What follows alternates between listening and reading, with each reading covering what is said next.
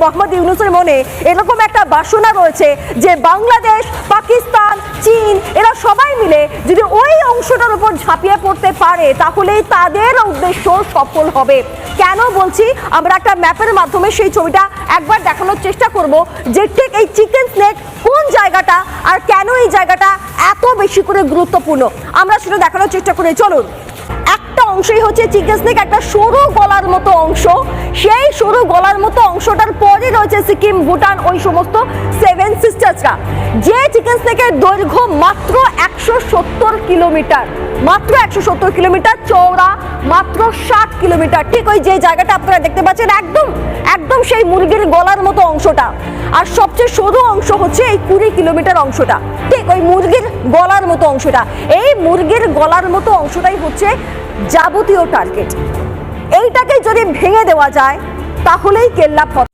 সম্প্রতি চীন সফরের সময় ভারতের উত্তর পূর্বাঞ্চলের 7টি রাজ্যে ব্যবসায়িক সম্ভাবনা নিয়ে কথা বলেছেন বাংলাদেশের অন্তর্বর্তী সরকারের প্রধান উপদেষ্টা ডক্টর মোহাম্মদ ইউনূস। সেখানে তিনি বলেন, ভারতের উত্তর পূর্বাঞ্চলে অবস্থিত সেভেন সিস্টার্স নামে পরিচিত 7টি রাজ্য সম্পূর্ণরূপে ল্যান্ডলকড বা স্থলবেষ্টিত। সমুদ্রের সঙ্গে তাদের যোগাযোগের কোনো উপায় নেই।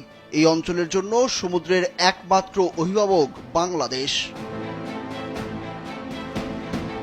ডক্টর ইউনূসের এই মন্তব্য নিয়ে ভারতের নীতি নির্ধারক ও রাজনীতিবিদদের মধ্যে বেশ তোলপাড় শুরু হয়েছে। ডক্টর ইউনূসের এই বক্তব্যকে হুমকি হিসাবে পাঠ করছেন তারা। দিল্লি আনুষ্ঠানিকভাবে ডক্টর ইউনূসের বক্তব্যের কোনো প্রতিক্রিয়া না জানালেও রাজনৈতিক নেতারা এটি নিয়ে কথা বলছেন। এনডিটিভি ও টাইমস অফ ইন্ডিয়ার প্রতিবেদনে এসব বিষয় উঠে এসেছে। আসামের মুখ্যমন্ত্রী হিমন্ত বিশ্ব শর্মা ডক্টর ইউনূসের মন্তব্যের প্রতিক্রিয়ায় বলেছেন, এই মন্তব্যগুলো ভারতের চিকেন নেক্স করিডোরের দুর্বলতা নিয়ে পাকিস্তান ও চীনের দীর্ঘদিনের প্রচারণাকে মদদ দেবে। উত্তর পূর্বকে মূল ভূখণ্ডের সঙ্গে সংযুক্ত করতে শক্তিশালী রেল ও সড়ক অবকাঠামো নির্মাণ জরুরি বলেও মন্তব্য করেন তিনি। ত্রিপুরার আদিবাসী দল টিপ্রা মথার নেতা প্রদ্যোৎ মাণিক্য বলেন, 1947 সালে চট্টগ্রাম ভারতের হাতে থাকলে আজ এই সমস্যা হতো না। বাংলাদেশের পরিবর্তে আমাদের নিজস্ব সমুদ্র বন্দর প্রয়োজন। বাংলাদেশে নিযুক্ত ভারতের সাবেক হাইকমিশনার বিনা সিক্কি প্রধান উপদেষ্টার এই মন্তব্যকে অবাক করা বলে অভিহিত করেছেন এবং তিনি জোর দিয়ে বলেছেন, উত্তর পূর্বাঞ্চল ভারতের অবিচ্ছেদ্য অংশ। ভারতীয় সংবাদ সংস্থা ANI-কে বিনা সিক্কি বলেন, প্রধান উপদেষ্টা মোহাম্মদ ইউনূসের মন্তব্য অত্যন্ত হতাশাজনক। এই ধরনের মন্তব্য করার কোনো অধিকার তার নেই।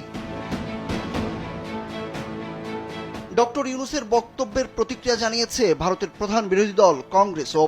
সোমবার কংগ্রেস ইউনূসের বক্তব্যকে উত্তর পূর্বাঞ্চলের নিরাপত্তার জন্য খুব বিপজ্জনক বলে অভিহিত করেছে এবং অভিযোগ করেছে যে কেন্দ্র সরকার মণিপুর সহ এই অঞ্চলের উপর যথেষ্ট গুরুত্ব দিচ্ছে না।